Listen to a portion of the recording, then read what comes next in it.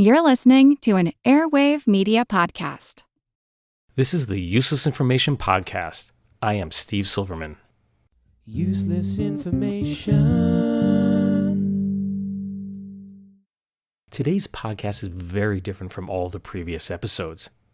You see, I'm leaving shortly to chaperone an 8-day student trip to Costa Rica, and I realized there was no way I could finish the next story before I go. And since it'll probably be a couple of weeks before I get the next podcast completely recorded, I decided to put together a podcast of material that I had lying around. You can call this a bonus episode. Now, the first segment is an interview that I did back in January of 2014 with Lene Sillesen, and that's when she was working on her master's degree at Columbia University. She told me that she had seen my first book at the university bookstore, she was intrigued, and then contacted me to see if I'd be interested in being interviewed. She made 2 trips up from New York City on a megabus, that's at least 3 hours each way, and sat with me for hours while asking me questions and watching me do what I do while I put these podcasts together. Then, after the interview is completed, you'll be a witness to history and hear an NBC radio broadcast of the Japanese bombing of Pearl Harbor. It is the real recording. So let's get started with the interview that Lene Sillesen did with me back in 2014. The internet was invented all the way back in the 1960s as a communications tool for scientists. But it was only 20 years ago that the network as we know it today became accessible to the general public. And even then, the earliest users were mostly people with technical skills, working in research institutions. The non-techies, people who just stumbled across the internet and decided to embrace it, were real pioneers, paving the way for today's bloggers, e-chatters, and social media mavens 20 years later. Lene Sillesen introduces us to one of the pioneers who has one of the few 20-year-old websites still standing today. Depending on your age, you may be having a nostalgic moment now. Or maybe the sound means nothing to you at all. It's the sound of the early days of the internet, when getting connected to the rest of the world happened over a phone line and with a dial-up modem. That's how early experiences online, back in the early 1990s, always began.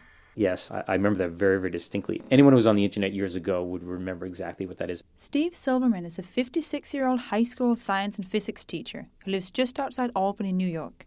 He's a regular guy, clean-shaven, in jeans and a sweater, and has a regular job. But 20 years ago, he became something of an unintentional pioneer as he dabbled in an early website.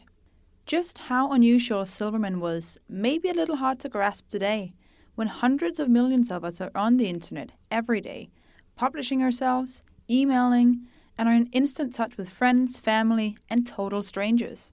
But in 1994, this was a completely new idea. Those who understood the internet and what it might become were mostly people within the tech industry. Then there was Steve Silverman. He had no idea what it would become, yet he now has one of the few websites that's been in use for 20 years. The world just changed. It's changed my life forever. Silverman first heard about this newfangled thing called the internet at a teachers' conference in 1990. Schools were among the very first institutions to connect to the web. So I went back to my school and I said, apparently we have internet and email. And everybody looked at me like, what? We don't know what that is. His colleagues may have been indifferent or just puzzled, but Silverman was deeply intrigued. He wanted to learn how to make these things called web pages, even though he had no idea what he would do with one, or what he might say on it.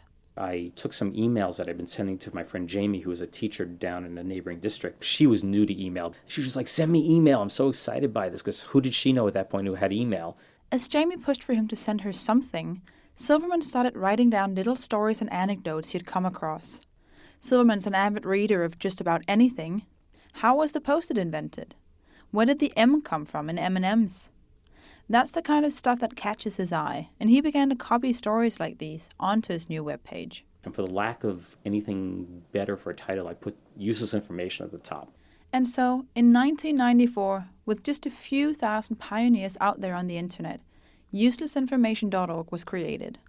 Silverman thought he might play around with his little electronic experiment for a while, until he got bored with it, or it died out. The website was just done for me to learn how to do web programming. I didn't think the internet was ever going to be anything. I just love computers. I was a geek.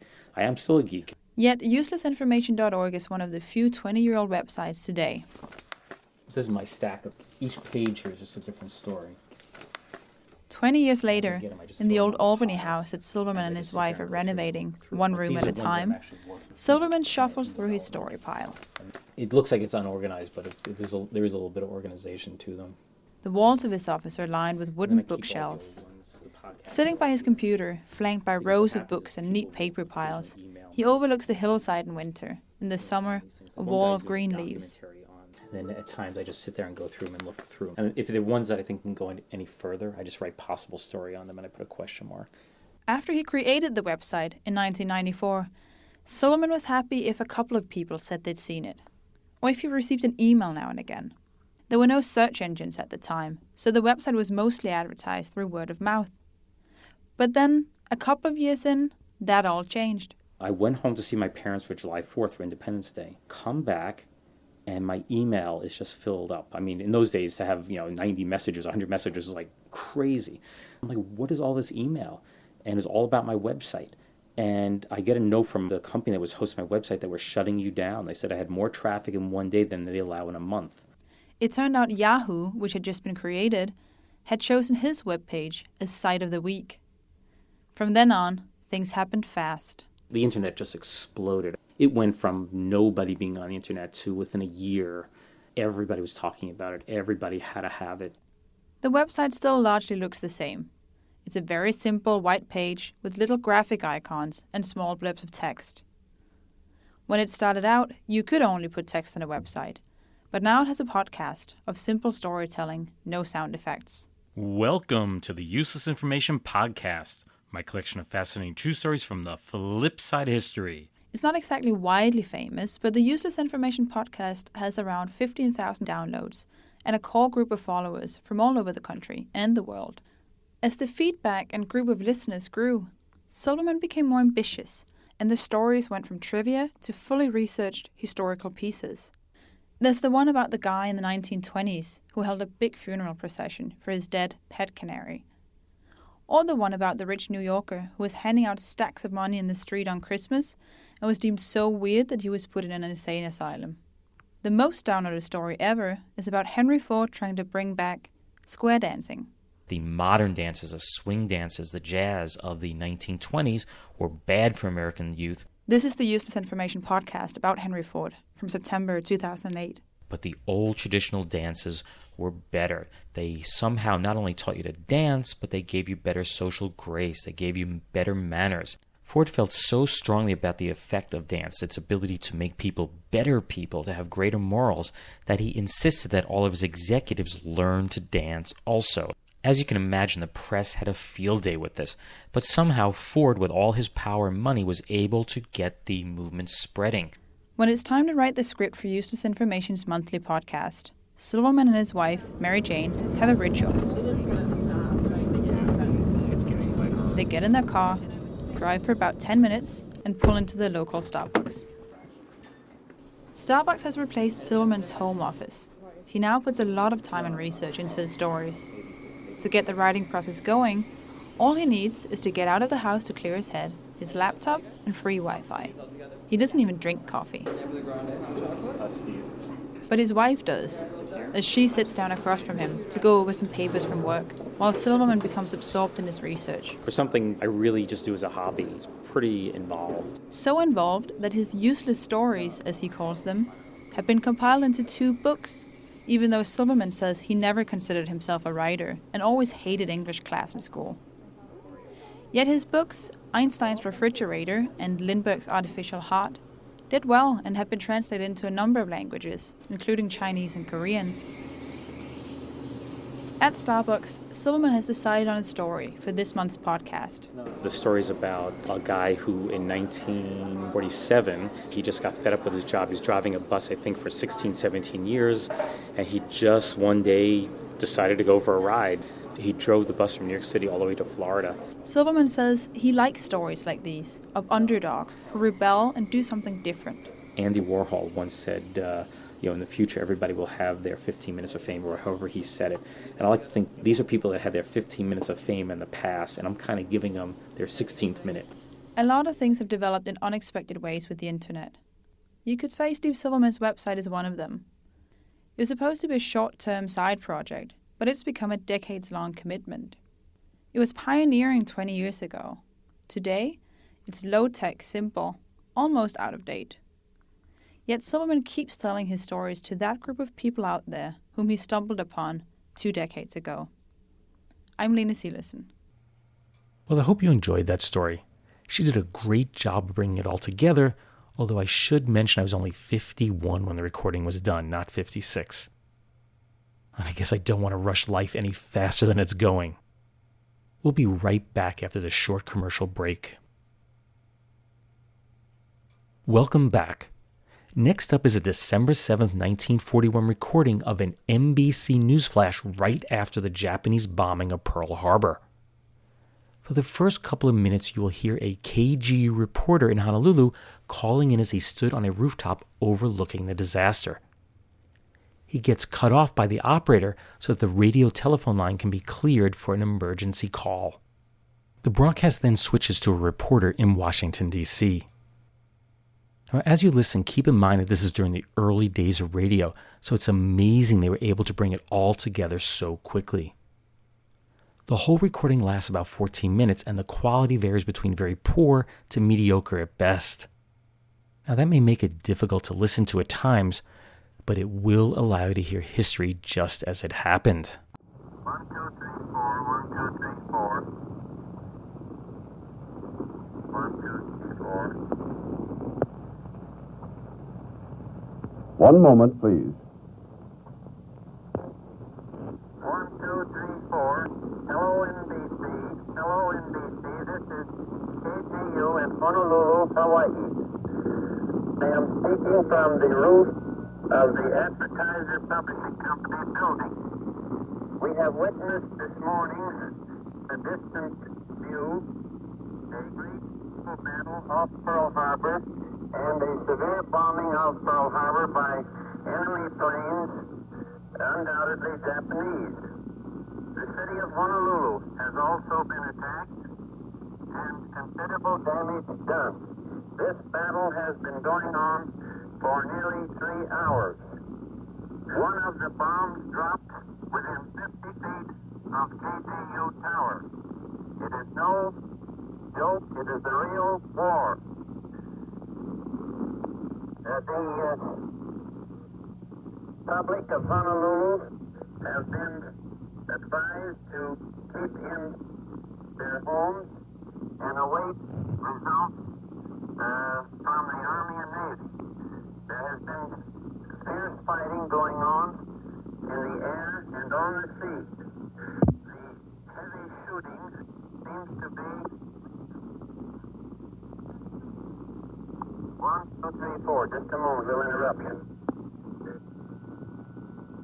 We cannot estimate yet how much damage has been done, but it has been a very severe attack.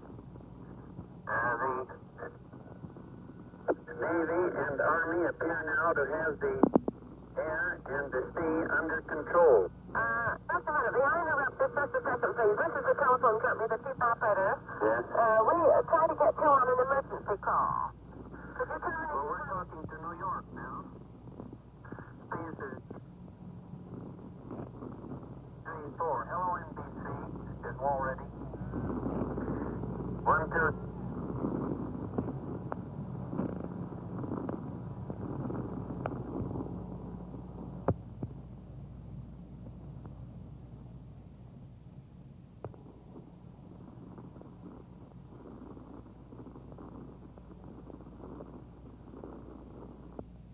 One moment, please.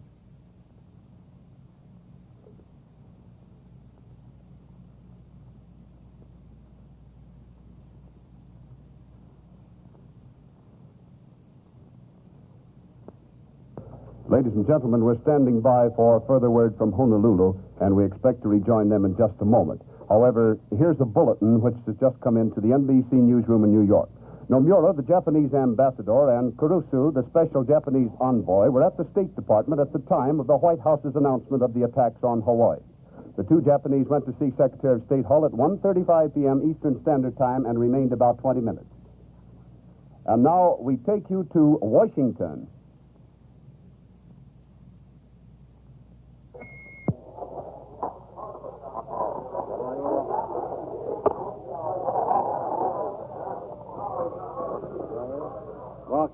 speaking from the newsroom of the White House in Washington. He's just come back from Secretary Early's office with word that the President has called his cabinet for tonight at 8:30. Later he'll see the congressional leaders to discuss the unwarned bombing of Manila, of Honolulu, of the torpedoing of a cargo ship 1,300 miles from San Francisco, and distress signals from another ship only 600 miles from our own coast for the Japanese.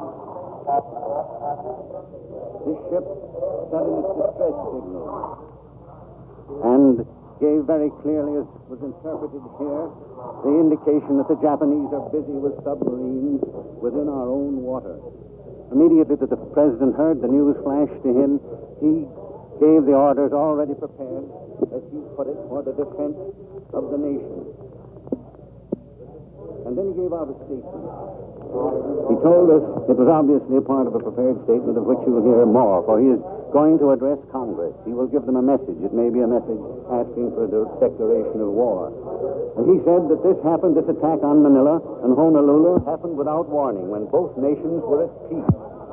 And within a short time, within an hour of the time the Japanese ambassador Nomura and the special emissary Kurusu had gone to the State Department and handed a document to the Secretary of State with the Japanese reply to the Secretary's note of the 26th.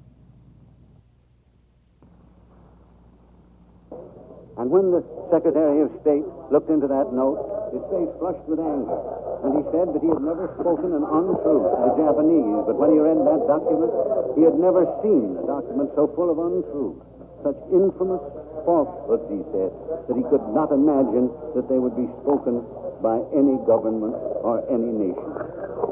This reply came when the Japanese must have known what was happening.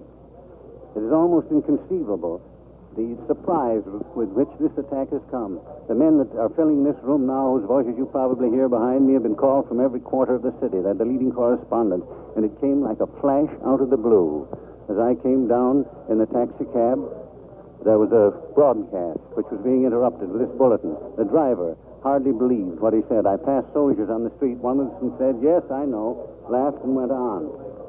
What I'm trying to explain is that we have hardly grasped the importance of the situation. We've hardly grasped what is actually coming. But tonight we're going to hear a good deal more. The President has called in his cabinet for 8:30. At 9 o'clock they're going to be joined by the leaders, the congressional leaders, the Speaker, Sam Rayburn, McCormick, Joe Martin on the Republican side, Bloom, Barkley, Hill, and then McNary, and the others he has recently called in when he has been discussing international matters. And it was stressed by Secretary Early that this meeting is rather a consideration of our international relations than actual military affairs, because the heads of the military committees were not called in.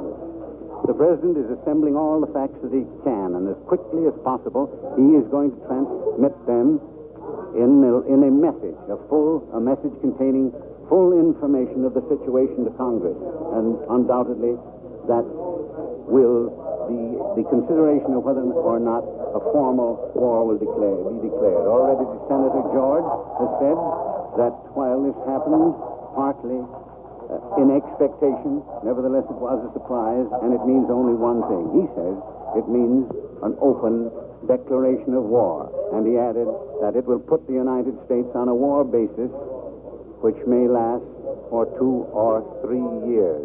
Only yesterday, I sat with Emissary Kurusu in the Japanese embassy. He smiled, talked pleasantly, and explained that there was still hope, that the only trouble was that we mustn't discuss principles, that we must discuss the actual happenings. He said that after a nation was at war for 4 years, that they must be treated with a certain sympathy and tact, that there would be no difficulty in arranging the situation between Japan and the United States if we laid aside for the moment the discussion of general principles which could be agreed upon later and discussed the realistic question. Earlier, the Japanese viewpoint expressed to me was this. The Japanese people are 90% against war, the Japanese spokesman said to me.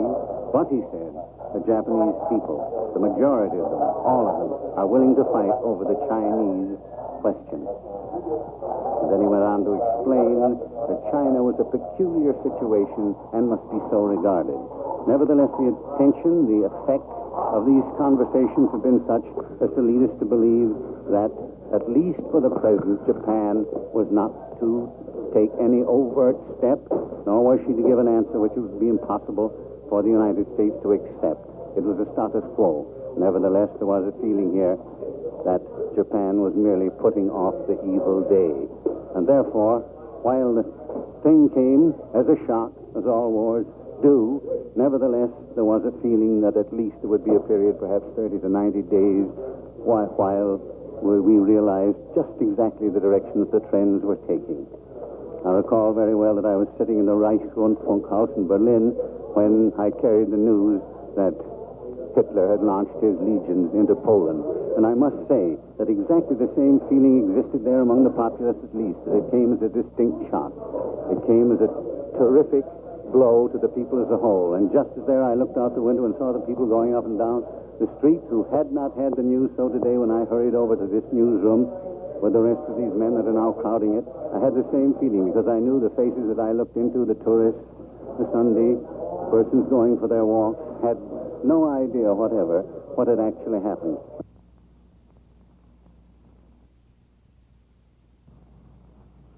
Or what it means. What it is to mean, we can only know as developments are revealed. And the dispatches at present are all being released here through the White House. They're coming into the White House from the War and the Navy Department, carried immediately to the President's office, and whenever possible, Secretary Steve Early brings them down and reads them to us in this crowded room, or one of the secretaries comes out, or we're called into his office. They are attempting to keep us in touch with every development as it takes place, and we will try to do the same for you as soon as it comes. That's all for the moment, and thanks very much. Back in New York City, here's a bulletin. Honolulu, Japanese bombs killed at least 5 persons and injured many others, 3 seriously, in a surprise morning aerial attack today on Honolulu. The sky was filled with puffs of smoke from exploding shells fired by American Army and Navy anti-aircraft units. Whether surface vessels of the United States fleet were in action against the enemy could not be learned at once, but columns of water rising from the sea as shells hit the water indicated a naval action. Viewed from the hills back of Honolulu, where many city folk went to view the fight, columns of heavy black smoke went skyward from Pearl Harbor. And Washington. Senate leaders were preparing today for an emergency session tomorrow in anticipation of a message from President Roosevelt asking for a declaration of war against Japan. Berlin. A German spokesman declared tonight there could be no reaction from Germany to the announced Japanese air attack on Pearl Harbor until all sides of the case were at hand. And San Francisco. The Army and Navy went on a war basis on the Pacific seaboard today. All leaves were canceled, all furloughs revoked, and every man was ordered to report to his station. The commandant of the 3 naval districts on the West Coast appealed by every medium for every officer and man to report to his post. The commander of harbor defenses ordered all coast artillery officers and soldiers of the harbor defenses are ordered to report to their stations immediately. All leaves and furloughs are canceled by order of the commanding general. Again, Washington. The Federal Bureau of Investigation announced today that it is completely mobilized and ready to deal with Japanese espionage and sabotage. Ottawa. Prime Minister Mackenzie King left his Kingsmere home today for Ottawa immediately after he was informed of the Japanese attacks. In just a few minutes, we'll hear from NBC's Far Eastern experts, and one of whom is Upton Close. Another bulletin, the Secretary of War has just announced that all military personnel on active duty is to appear Monday in uniform.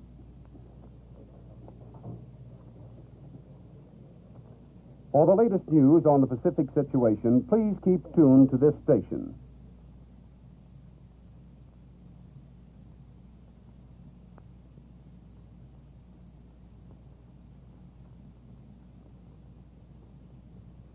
Ladies and gentlemen, we regret the interruption in the service of National Vespers and the sermon of Dr. Harry Emerson Fosdick. We give you now music. Well, thanks for listening to this bonus episode of the Useless Information Podcast and thanks for your patience while I get the next episode together. Now, I don't have a lot of recordings of interviews that I've done, but from time to time I'll try to find one and post it. Well, I'm leaving my wife at home and I'm off to Costa Rica at 4:15 a.m. on Good Friday morning. I rarely ever travel far, so this will be a fun adventure. Well, that's all I have for now, but please be sure to tune in when the next episode is posted. Bye.